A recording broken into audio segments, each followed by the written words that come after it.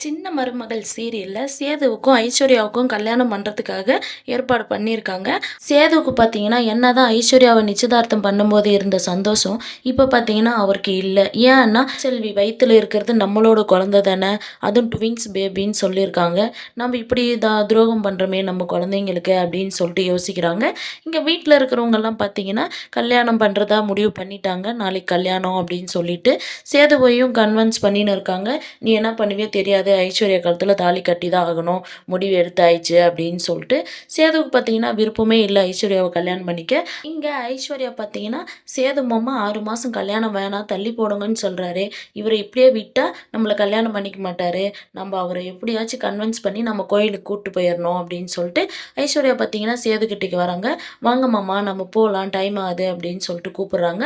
சேதுவும் பார்த்தீங்கன்னா கிளம்புறாங்க கோயிலுக்கெல்லாம். அங்க பார்த்தீங்கன்னா சேதுவுக்கு நியூஸ் வருது. தமிழ்ச்செல்விக்கு குழந்தை பொறந்துச்சு, ட்வின்ஸ் பேபி அப்படின்னு சொல்லிட்டு. அப்போ மோகனாவும் பார்த்தீங்கன்னா, நம்ம சேதுவோட வாழ்க்கைய நம்ம இப்படி கேள்விக்குறி ஆக்கிட்டோமே, தமிழ்ச்செல்விக்கு வேற ரெட்டை குழந்தை பொறந்துச்சு, என்ன பண்ணுவாளோ தெரியலையே அப்படின்னு சொல்லிட்டு பார்த்தீங்கன்னா, மோகனா ரொம்ப ஃபீல் பண்றாங்க. இந்த விஷயத்த தெரிஞ்சுக்கின சேது பார்த்தீங்கன்னா, ஐஸ்வர்யாவ கல்யாணம் பண்ணிப்பாங்களா என்னன்றத நம்ம வெயிட் பண்ணி பார்க்கலாம். வெயிட் பண்ணுங்க.